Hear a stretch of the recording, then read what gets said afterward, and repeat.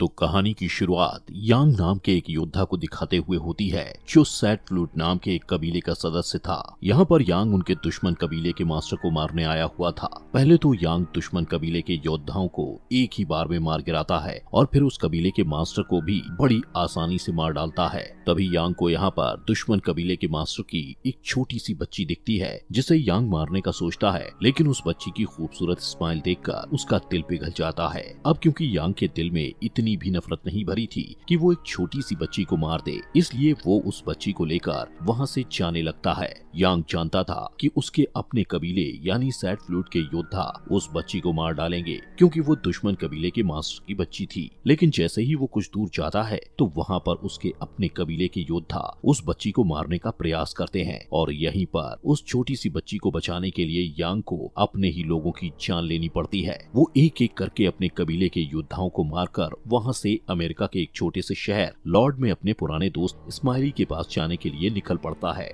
कुछ दिनों बाद आखिर वो लॉर्ड सिटी में पहुंच जाता है जहां पर आधे से भी ज्यादा मकान टूटे पड़े थे और उस शहर में लोग भी बहुत कम रहते थे। यहाँ पर सबसे पहले यांग की मुलाकात रॉन नाम के आदमी से होती है जो एक नंबर का पियक्कड़ था। वो हर समय दारू के नशे में टुन रहता था। तभी वहाँ पर एड बुल आता है। यांग उसे अपने दोस्त की फोटो दिखाकर उसका एड्रेस पूछता है, जिस पर एड बुल उसे बताता है कि आपके दोस्त इस्माइली की तो 3 साल पहले ही डेथ हो गई है और वो यहाँ पर एक लॉन्ड्री चलाता था। एड बुल यांग को उस लॉन्ड्री तक पहुँचाकर वहाँ से चला जाता है। वहीं उस लॉन्ड्री में यांग की मुलाकात लिन नाम की एक लड़की से होती है जो अब तक उस लॉन्ड्री को चला रही थी। लिन पूछती है कि तुम इस्माइली को कैसे जानते हो, जिस पर यांग उसे बताता है कि इस्माइली मेरा बचपन का दोस्त था।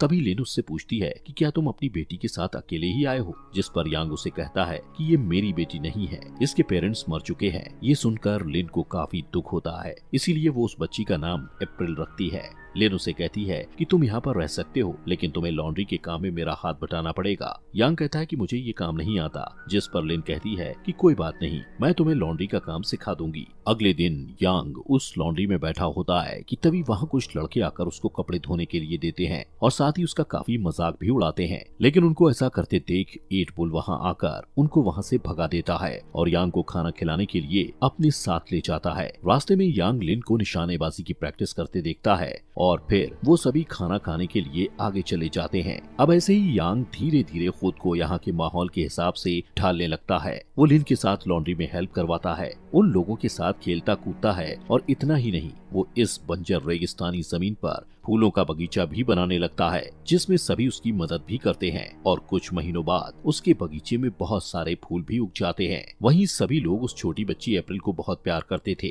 यहाँ पर रहते हुए अब यांग को समझ आ जाता है कि किसी भी चीज को मिटाना कितना आसान होता है, लेकिन वहीं उस चीज को बनाने में बहुत ज्यादा मेहनत और टाइम लगता है। एक दिन जब यांग एड बुल के साथ कार्ड्स खेल रहा होता है तो वो लिन को 1 साल के बच्चे की कब्र पर फूल चढ़ाता देखता है, जिससे वो एड बुल से पूछता है कि वो किसकी कब्र पर फूल चढ़ा रही है, जिससे एड बुल उसे लिन के बारे में बताता है कि जब लिन 16 साल की थी तो एक कर्नल नाम का डाकू अपनी गैंग के साथ इस शहर में घुसकर लोगों को लूटता और मारता था। उस डाकू की एक सबसे गंदी हरकत ये थी कि वो शहर में जितनी भी लड़कियां होती थी उनको एक कतार में खड़ा करके उनके दांत चेक करता था और जिस लड़की के दांत साफ सुथरे और पूरे 32 होते थे उसके साथ वो जबरदस्ती करता था। एड बुल बताता है कि उस दिन कर्नल ने अपनी प्यास बुझाने के लिए लिन को चुना था। वहीं लिन के माँ बाप और उसके छोटे भाई को कर्नल के लोगों ने पकड़ रखा था। अब जब लिन को कर्नल के पास ले जाया जाता है तो मौका पाकर लिन वहीं पर पक रहे गर्म तेल वाले खाने को कर्नल के मुंह पर फेंक कर वहाँ से भागने लगती है। इस बात से कर्नल आग बबूला होकर बाहर आता है और भागती हुई लिन पर गोली मारकर उसे नीचे गिरा देता है, जिससे लिन के फादर उसके पास भागते हैं, लेकिन तभी कर्नल उन्हें शूट करके मार देता है और फिर लिन की माँ और उसके छोटे भाई को भी मार देता है। ये सब लिन की आंखों के सामने हो रहा था। इसके बाद कर्नल अपने आदमियों के साथ वहाँ से चला जाता है। इसके साथ ही एड बुल बताता है कि इसके बाद जब हम लिन के परिवार को दफनाने गए थे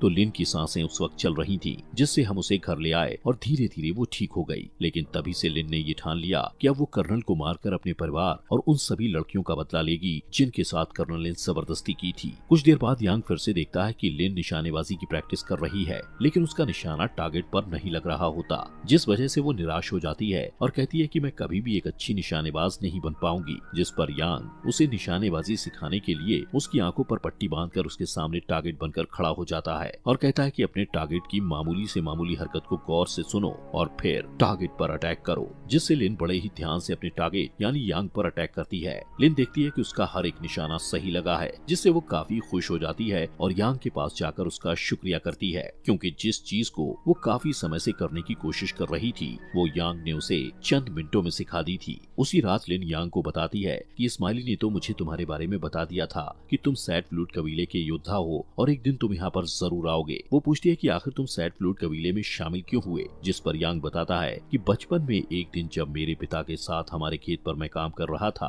तब वहाँ पर एक कबीले का योद्धा आया और उसने अपनी तलवार की धार चेक करने के लिए मेरे पिता की मेरी आंखों के सामने गर्दन धड़ से अलग कर दी और उसी दिन से मैंने दुनिया का सबसे ताकतवर योद्धा बनने का निर्णय लिया। इसके बाद यांग लिन को अपनी तलवार दिखाता है जो मियान के साथ पूरी तरह से सील की हुई थी। यहाँ पर यांग लिन को अप्रैल के बारे में सब सच बता देता है और कहता है कि अगर मैंने इस तलवार को मियान से बाहर निकाला तो इस तलवार से मैंने जितने भी लोगों को मारा है उन सभी की रूहें रोने लगेंगी, जिनकी आवाज सुनकर मेरे अपने कबीले यानी सैड फ्लूट के योद्धा यहाँ पर अप्रैल को मारने के लिए आ जाएंगे। इसके बाद यांग लिन को कई दिनों तक तलवारबाजी सिखाता है और फिर क्रिसमस का दिन आ जाता है, जिसे ये लोग बहुत ही खुशी से नाचते गाते हुए मना रहे होते हैं। लेकिन तभी कर्नल अपने आदमियों के साथ वहाँ पर आकर उन लोगों पर अत्याचार करने लगता है। वो लोग जोकर बने हुए आदमी के सर पर पानी की बाल्टी रखकर उस बाल्टी पर शूट करते हैं, जिसके बाद कर्नल उसके सर पर एक गिलास ड्रिंक रख देता है और जैसे ही वो उस गिलास पर शूट करने लगता है तभी वहाँ रॉन नशे की हालत में आकर पहले उस ड्रिंक को पीता है और फिर कर्नल का मजाक उड़ाने लगता है, जिससे कर्नल को काफी गुस्सा आता है। वो अपने एक आदमी को कहता है कि इसको घोड़े के पीछे बांधकर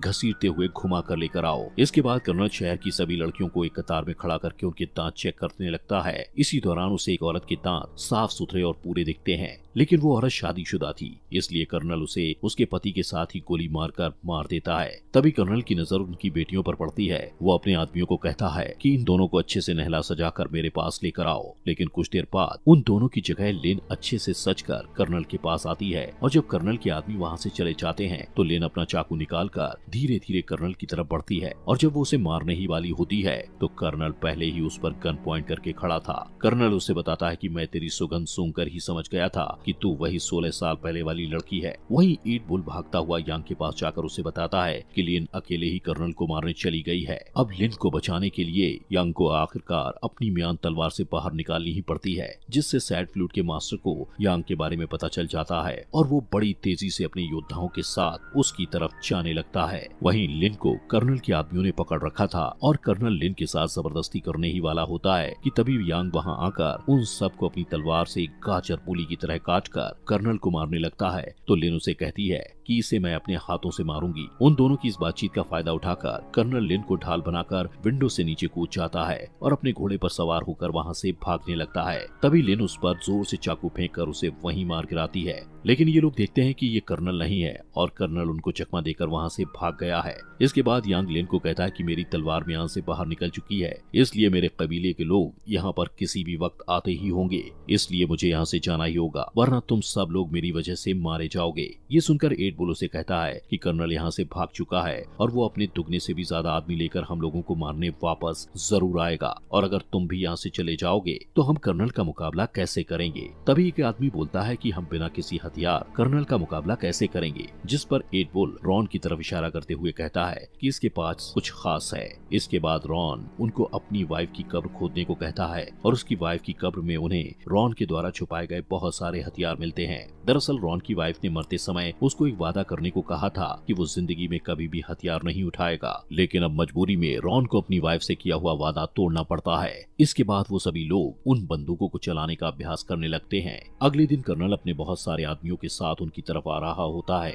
उधर यांग अपनी तलवार निकालकर उनके सामने खड़ा था, वहीं रॉन एक ऊंचे टावर पर उन पर निशाना साधे खड़ा होता है। अब जैसे ही कर्नल अपने आदमियों के साथ शहर में एंटर होता है तभी रॉन एक डायनामाइट पर शूट करके उसे ब्लास्ट कर देता है, जिससे कर्नल के काफी सारे आदमी मारे जाते हैं और चारों तरफ धुआं फैलने की वजह से यांग कर्नल के आदमियों को मारने लगता है। वहीं रॉन भी कर्नल के आदमियों पर शूट कर रहा होता है, जिससे कर्नल अपने आदमियों को रॉन को मारने के लिए टावर पर भेजता है, लेकिन कर्नल के आदमियों के वहां पहुंचने से पहले ही रॉन रस्सी के सहारे वहां से नीचे उतर जाता है। तभी उस जगह पर रॉन का लगाया हुआ डायनामाइट ब्लास्ट हो जाता है, जिससे कर्नल के कुछ आदमी मर जाते हैं। इसी बीच वहाँ सैड फ्लूट का मास्टर सैड फ्लूट के योद्धाओं के साथ एंट्री करता है, जिन्हें देखकर सभी डर जाते हैं। यांग लिन और 8 बुल को कहता है कि अप्रैल को लेकर किसी महफूज जगह पर जाओ। इसके बाद सैड फ्लूट के लोग उन लोगों पर हमला कर देते हैं। वहीं कर्नल के लोग शहर के लोगों के साथ सैड फ्लूट के योद्धाओं को भी शूट करने लगते हैं, लेकिन सैड फ्लूट के लोग इतने थे कि वो कर्नल के लोगों को अपनी तेज तर्रार तलवारों से काट रहे होते हैं। वहीं सैड फ्लूट के योद्धा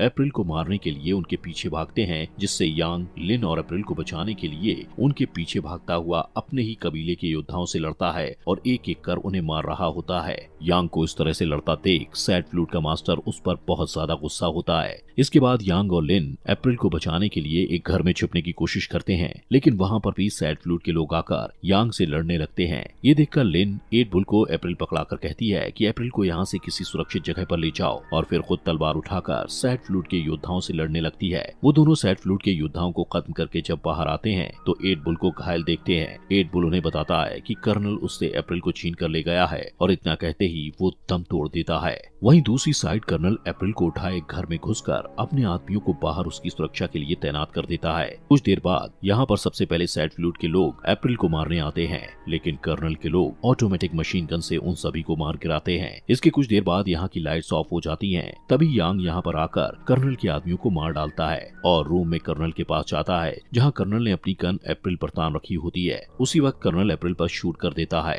लेकिन यांग बड़ी ही फुर्ती से उसकी गन से निकली गोली को अपनी तेज तलवार से 2 हिस्सों में काटकर कर्नल से अप्रैल को छुड़ा लेता है। जिसके बाद यांग लिन को मौका देता है कर्नल को मारने का, जहाँ पर लिन और कर्नल के बीच लड़ाई होती है। यहाँ पर पहले तो लिन कर्नल के पैर को तलवार से काट देती है, और जब वो नीचे गिर जाता है तो तलवार से उसे मार डालती है। इसके बाद जब वो दोनों रूम से बाहर आते हैं तो उन्हें सामने सैड फ्लूट मास्टर खड़ा दिखता है, जो यांग को कहता है कि तुम्हें इस दुश्मन कबीले के मास्टर की बच्ची को अपने हाथों से मारना होगा। लेकिन यांग ऐसा करने के बजाय अपने गुरु यानी सैड फ्लूट मास्टर से फाइट करने के लिए तैयार हो जाता है। यहाँ पर उन दोनों में भयानक तलवारबाजी होती है। सैड फ्लूट मास्टर यांग को काफी तगड़ी टक्कर देता है, लेकिन आखिर में यांग सैड फ्लूट मास्टर का गला काट देता है। वहीं मरने से पहले सैड फ्लूट मास्टर यांग से कहता है कि तुम इस बच्ची को जहाँ पर भी लेकर जाओगे, सैड फ्लूट के योद्धा तुम्हें ढूंढ कर मार डालेंगे। इसके बाद यांग लिन के पास आता है, जो अप्रैल को गोद में उठाए हुए थी। यांग लिन को कहता है कि अप्रैल का ख्याल रखना, क्योंकि मैं यहाँ से हमेशा के लिए जा रहा हूँ,